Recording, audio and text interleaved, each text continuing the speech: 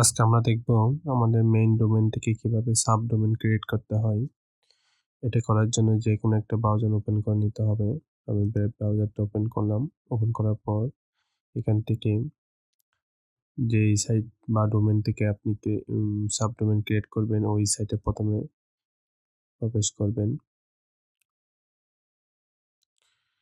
আমি আমার সাইটে প্রবেশ করলাম। প্রবেশ করার পর বন্ধুরা উপরে সার্চ বারে আপনার মেইন ডোমেনের পরে স্ল্যাশ দিয়ে আপনি cPanel লিখবেন। cPanel লিখে বন্ধুরা এখানে এন্টার করবেন। এন্টার করার পর আপনার cPanel এর ইন্টারফেসটা চলে আসবে। এখান থেকে আপনি যখন হোস্টিং বাই করছিলেন ওখানে আপনার হোস্টিং ইনফরমেশনগুলো দিয়ে রাখছে ওরা। ওখান থেকে আপনি এখানে ইউজার নেম আর পাসওয়ার্ডটা এখানে এন্টার করবেন। আমি এখানে ইউজার নেম আর পাসওয়ার্ডটা দিয়ে এন্টার করলাম। এন্টার করার পর বন্ধুরা আপনার সাইটে cPanel ভিতরে আপনি চলে আসবেন। এখান থেকে আপনাকে ডোমেনে যেতে হবে। ডোমেনে যাওয়ার জন্য আপনি এখানে সার্চ বারে ডোমেন লিখেও আপনি সার্চ করতে পারেন।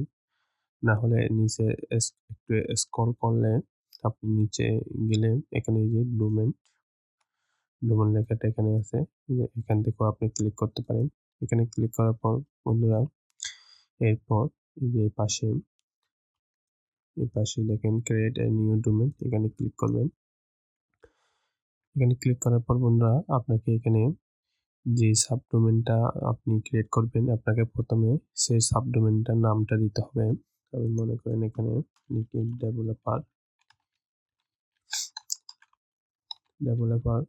আমি মনে করেন এই নামে আমি একটা সাবডোমেন ক্রিয়েট করতে চাচ্ছি।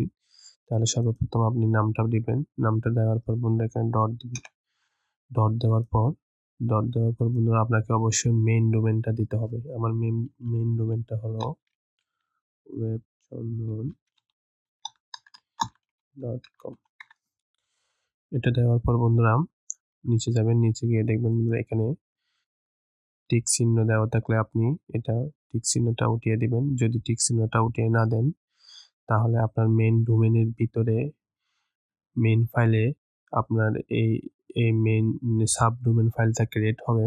আর যদি আপনি এখান থেকে টিক চিহ্নটা তুলে দেন তাহলে আপনার মেইন ডোমেনের ফাইলে আর এই ডোমেনটা ক্রিয়েট হবে না। এই ডোমেনটা ক্রিয়েট হওয়ার জন্য নতুন একটা ফাইল ওপেন হবে। তাই বন্ধুরা অবশ্যই আপনারা এখান থেকে টিক চিহ্ন থাকলে এটা তুলে দিবেন। এরপর বন্ধুরা সাবমিটে ক্লিক করবেন। সাবমিটে ক্লিক করার পর একটা এরর দেখাচ্ছে ইউ মাস্ট। আচ্ছা আমি একটা নেমটা চেঞ্জ করে দিই। আমি দিলাম এক্সপার্ট লিখে এখানে সাবমিট করলাম। কিছুক্ষণ সময় নেবে বন্ধুরা। দেখেন বন্ধুরা এরপর আমার এই যে সাকসেসফুলি এসএমএসটা চলে আসলো। এভাবে আপনি বন্ধুরা আপনার মেইন ডোমেন থেকে এক বা একাধিক সাবডোমেন আপনি ক্রিয়েট করতে পারবেন। ওকে বন্ধুরা, সম্পূর্ণ ভিডিও দেখার জন্য ধন্যবাদ। অন্য কোনো একটা সময়ে অন্য কোনো একটা ভিডিও নিয়ে আপনার সামনে হাজির হব। সে পর্যন্ত ভালো থাকবেন।